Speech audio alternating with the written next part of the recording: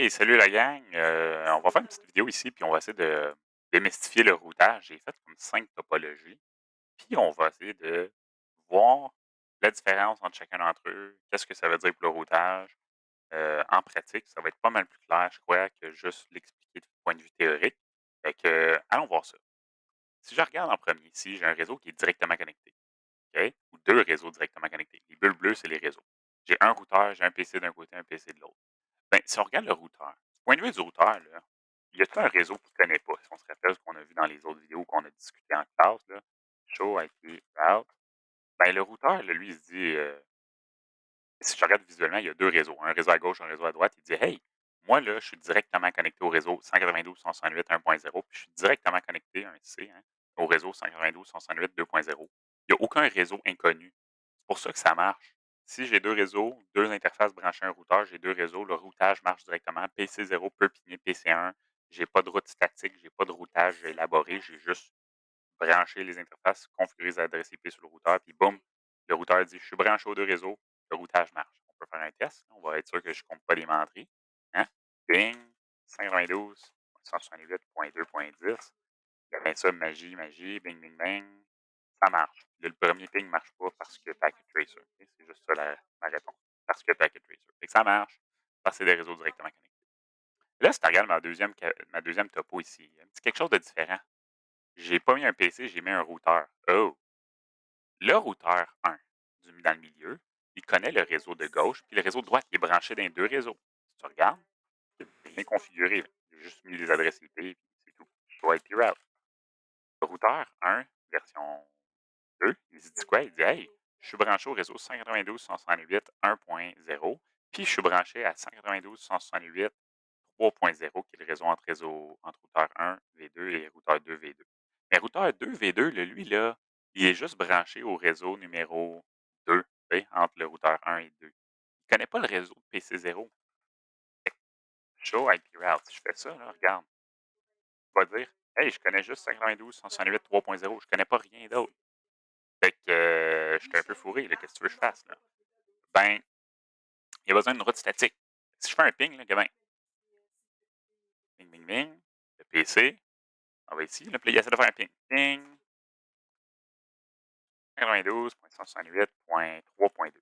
C'est l'adresse de routeur 2 V2. OK? Regarde, on va attendre, là. Là, c'est pas Packet Tracer, là. Ça marche pas. Marche pas. Marche pas. Regarde, on va aller en simulation, là. Show on, ICMP. Qu'est-ce qui se passe, là, quand tu fais le ping? Eh ben, le ping, il part du PC. Le routeur dit: «Hey, est-ce que je connais ça? Moi, le routeur dit: "Tu veux parler à 192.168.3.2"?» Je connais le réseau, il est directement connecté à moi, 192.168.3.0/30, ça tombe bien. Je vais juste l'envoyer là. Fait que là, il désencapsule, met les bonnes adresses MAC, blablabla, ce qu'on a vu. Il l'envoie à routeur 2. Le routeur 2 dit: «What the hell is this?» Il dit: «Ça vient de 192.168.1.0. C'est quoi ça?» Le routeur 2, il regarde sa table de routage, il dit: «Moi, sorry, je connais pas ça. J'ai aucun chemin de me rendre là». Fait que qu'est-ce qui nous manque pour que le ping fonctionne? Parce que là, si on continue, regarde le ping, prochain ping, échoue, échoue, échoue, échoue. Bon. Fait que ce qui va nous manquer, c'est une route. Fait que comme on en a parlé en classe, si on veut faire une route statique, ben, il faut qu'on fasse une route vers les réseaux qu'on ne connaît pas. Routeur 1 connaît les 2 réseaux, mais routeur 2 ne connaît pas le réseau de gauche. Fait qu'il y a besoin d'une route vers le réseau 192.168.1.0. Fait qu'on fait IP route 192.168.1.0, 255.255.255.0, le réseau, le masque. Et là, on va spécifier par où passer. Ben, c'est pas compliqué, hein? On va passer par routeur 1 V2. Fait que chaque route pointe à une adresse de tronçon suivant, au voisin immédiat. Puis ce voisin immédiat-là, il est dans le même réseau que nous. Ça tombe ça assez bien. On connaît le réseau qui est dans le même réseau que nous. C'est un réseau directement connecté. Fait que moi, ça va être 192.168.3.1, qui est l'adresse de routeur 1 V2. Fait que ça tombe bien, 192.168.3.1, ça fait partie du réseau 192.168.3.0/30.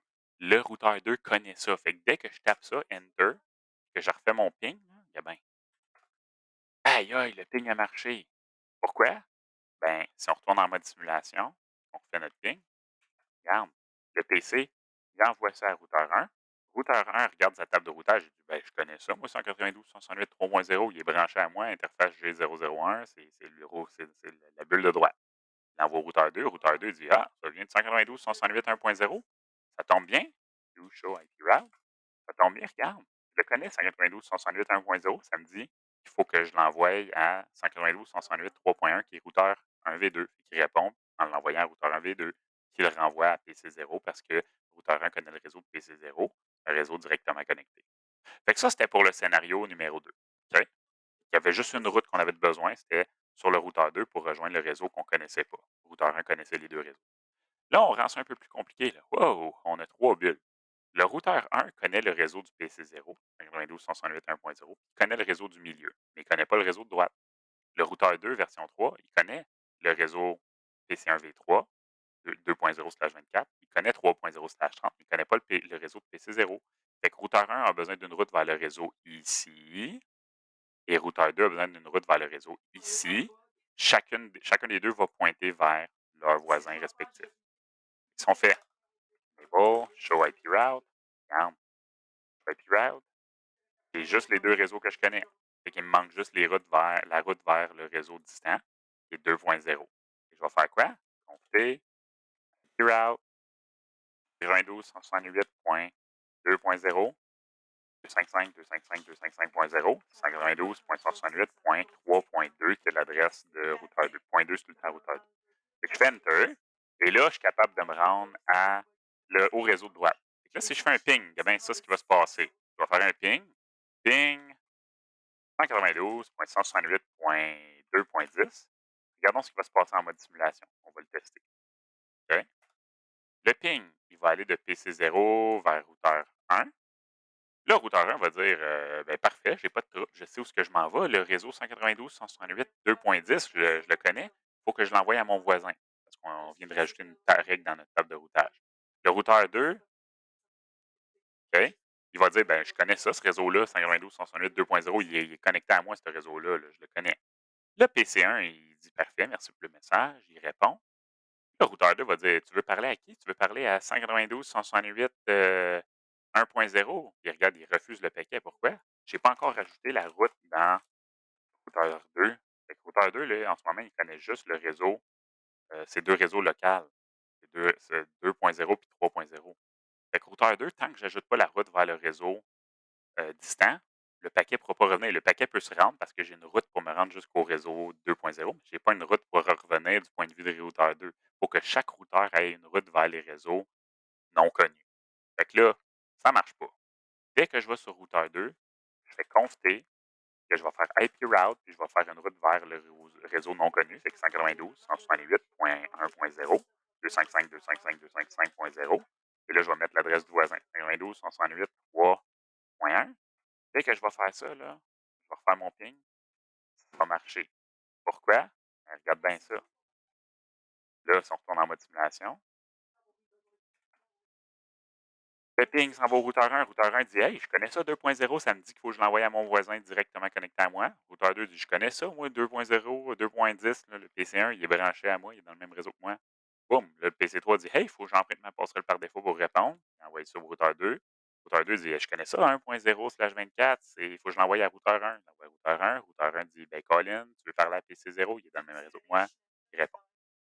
That's it. Là, le ping marche. Aussi simple que ça.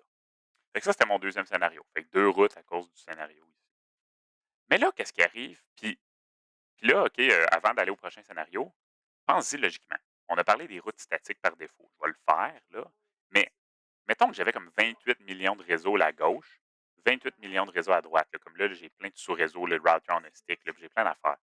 Ben, si j'ai 18 réseaux ici, là, dans ma bulle, là, parce que j'ai router on a stick, j'ai plein de PC dans plein de réseaux différents, ben là, il va falloir que je fasse 18 routes vers l'un et l'autre. Ça va commencer à être compliqué, là, imagine. Ben, routeur 1, il y a juste une manière de quitter, d'aller dans d'autres réseaux, c'est en parlant à routeur 2. Puis routeur 2, il y a juste une manière de quitter son réseau, ses réseaux, puis de s'en aller ailleurs, c'est en parlant à routeur 1. Fait qu'il y a juste un chemin. Quand il y a juste un chemin pour aller ailleurs, on va dire, ben, on va juste faire une route par défaut. Fait que moi, là, si je veux que tout marche, puis au lieu de me faire plein de routes statiques, là, dans mon scénario ici, je fais juste remplacer une route normale par une route par défaut, mais mettons que j'avais 2 sous-réseaux ici à cause de router on a stick ou j'avais un commutateur multicouche puis plein d'interfaces VLAN, même chose à droite. Au lieu de faire plein de routes pour aller vers le routeur, les réseaux du routeur inverse, vu qu'il y a juste un chemin direct entre les 2, je peux faire une route par défaut. Et je vais faire non IP route, je vais faire à la place IP route 0.0.0.0, 0.0.0.0. Là, je vais mettre l'adresse du voisin, 192.168.3.2, qui est l'adresse de routeur 2. Puis sur routeur 2, je pourrais faire exactement la même affaire. OK? No IP route. Puis là, je ferais IP route 0.0.0.0, 0.0.0.0, 192.168.3.1. Et là, si je refais mon ping, ça va marcher. Pourquoi? Ben, parce que j'ai une route par défaut. Ma route par défaut, elle dit quoi? Si on regarde, do, show IP route, c'est la même chose sur les deux routeurs, regarde. Ça dit, hey, pour rejoindre n'importe quel réseau, n'importe quel masque, n'importe quoi, va à 192.168.3.2. Fait que n'importe quoi qui n'est pas un réseau directement connecté, là, vu que j'ai pas d'autre route, le routeur va l'envoyer à 3.2, qui est le routeur 2. Le routeur 2 fait la même affaire. Fait que n'importe quoi que tu connais pas, envoie-le au routeur qui est branché à côté de moi. Ça marcherait. Fait que les routes par défaut, ça peut être pratique quand tu as un réseau un à un. Tu as juste un chemin. Fait que c'est comme moi, j'appelle ça un cul-de-sac. Routeur 1, il y a juste une manière de sortir de ces réseaux, c'est en allant à R2. Il est juste branché à R2, il y a juste un chemin possible. Mais là, tu regardes ici où est-ce que j'ai deux chemins, ben là, ça ne marche plus notre affaire. Quand j'ai deux chemins, qu'est-ce qu'il faut que je fasse? Ben là, mon routeur 1, là, je peux pas juste faire une route par défaut en tant que telle ou quoi que ce soit, parce que là, si je fais une route par défaut, ben, il va pas prendre, il va pas prendre en considération l'autre routeur ou quoi que ce soit. Là. Fait que je peux pas faire des routes par défaut quand j'ai un réseau plus complexe ou quand j'ai plus qu'un chemin. OK? Dans cette optique-là. Fait que, ici, ce qu'on pourrait faire, par contre, ce qui est intéressant, c'est que j'ai deux chemins. Routeur 1, là, il y a deux chemins pour se rendre à euh, 192.168.2.0. Il peut passer par routeur 2 via le réseau 192.168.3.0. Il peut passer par routeur 3 par 192.168.4.0. Fait qu'il peut passer par un ou l'autre des réseaux. Ben, ce qu'on pourrait faire, qui serait vraiment cool, c'est on pourrait faire du point de vue du réseau routeur 1, deux routes statiques, une vers routeur 2, l'autre vers routeur 3. Puis vu que les deux routes vont avoir le même coût, on en a parlé en salle de classe, on va faire du load balancing. Il y a bien ça. Conf T, IP route pour le réseau qu'on ne connaît pas. Fait que routeur 1, il connaît le réseau de gauche en haut et en bas, mais il ne connaît pas le réseau de droite, le 2.0. Fait que 192.168.2.0, 255, 255, 255.0. Le via, on va mettre routeur 2V4, ça va être 192. On va agrandir ça un petit peu.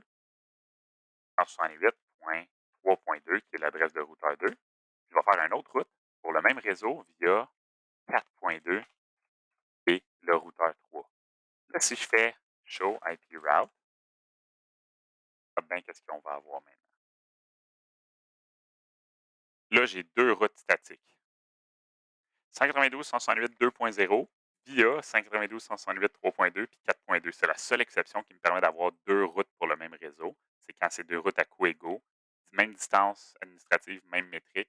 Fait que les deux routes vont être installées. Là, les pings vont passer d'un bord puis de l'autre. Fait que là, euh, mon routeur 1, il y a deux routes vers le même réseau qui passent par un ou l'autre.